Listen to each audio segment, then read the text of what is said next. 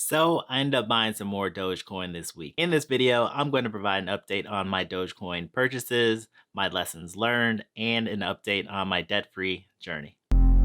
You just got to get started.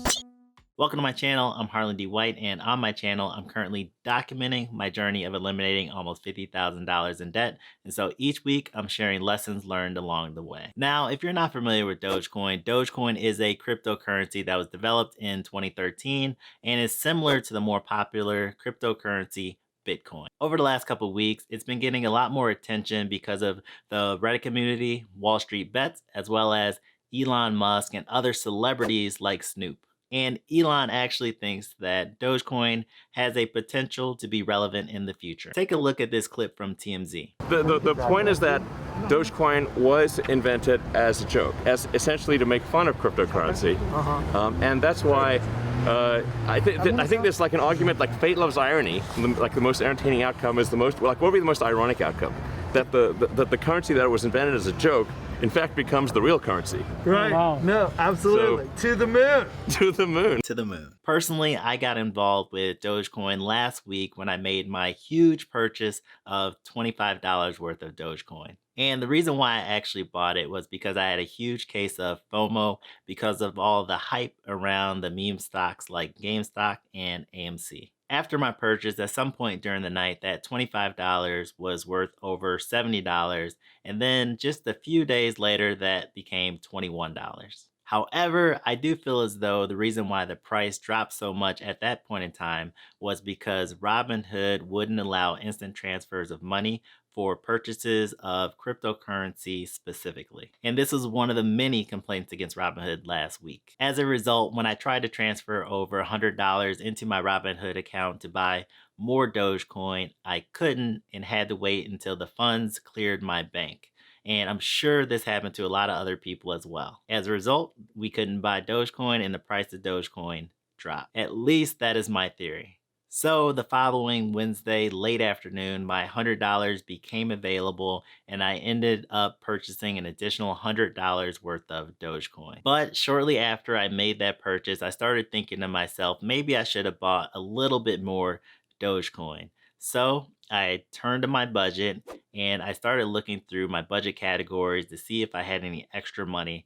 And I was actually able to scrape up an additional $50 that I could move over to my Robinhood account to buy some more Dogecoin. And at this point in time, the instant transfer to buy additional cryptocurrency was now available. So I proceeded to go ahead and move over that $50 and buy $50 more worth of Dogecoin. So in total, I put in about $175. Here's my total investments in my Robinhood account that I just opened last week, which includes the 4 free stocks that I got for opening up the account, my Dogecoin purchases, as well as an additional $50 that I have not invested yet. Now, this definitely fluctuates quite a bit because of the volatility of Dogecoin. However, at the time of this recording, my Robinhood account balance is $492. About $24 is from the free stocks offered from Robinhood, $50 is cash, and then the remaining $418 is from Dogecoin. Since the total amount that I put in for Dogecoin was about $175,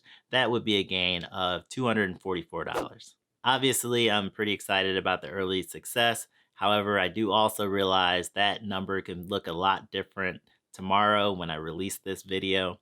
So the way that I'm looking at Dogecoin in general is that it is a long-term investment and that in the meantime, the price of the coin can definitely fluctuate a lot. However, I'm not concerned about the day-to-day or week-to-week fluctuations because I am looking at it as a long-term investment to see what happens. So from this whole experience, I have 3 lessons learned. The first lesson is to be open to new ideas.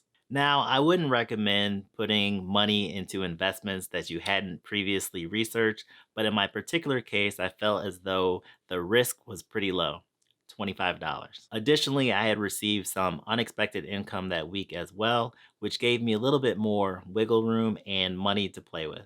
Lastly, by being open-minded and putting money into Dogecoin, it caused me to want to actually research what Dogecoin was, and then it resulted in me wanting to invest a little bit more money into Dogecoin.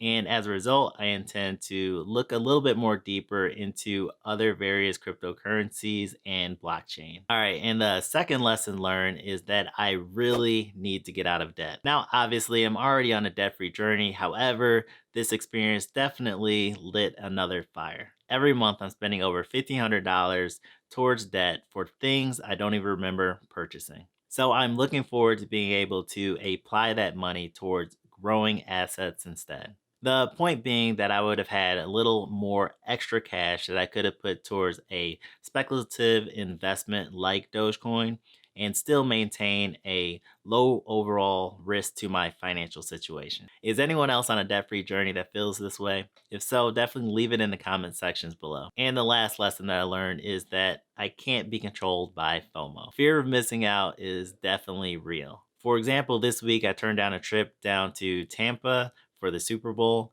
because at this point getting out of debt is a lot more important to me. And for me right now, those type of situations are very easy to turn down. However, what does bother me a little bit more is that I don't have very much additional cash to put towards investments and growing my assets. Or the thing that I just keep reminding myself is that if I continue to focus on my current higher priority of paying off debt, then eventually I will have that additional income that I can put towards investment. All right, so now let's take a look at my debt-free journey update. This week, I was able to reduce my debt by another $269.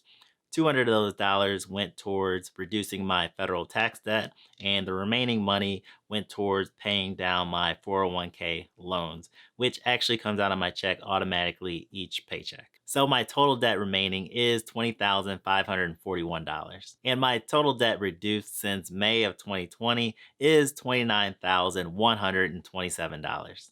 And additionally, I have another $800 set aside to put towards my federal tax debt, but that automatically comes out on the 14th of this month. Now, if I were to be honest, at this point, it does feel as though my progress towards paying off debt has slowed down. However, I constantly try to remind myself to stick to the plan. If any of you are also on a debt-free journey, just remember that it is a long-term effort and that it's going to just take patience and sticking to the plan, sticking to your budget to eventually knock out the debt. So definitely, if you like the video, please make sure you like the video. It helps me out tremendously. If you're interested in more content like this, please go ahead and subscribe and hit that notification bell to be notified of future videos. Until next time. So I'm looking forward to being able to apply that money towards the point being that I would have had a little, the point being that, and in those type of situations that this, and for me, those type of situations, and for me right now, those type of, so my total debt remaining is 20,500.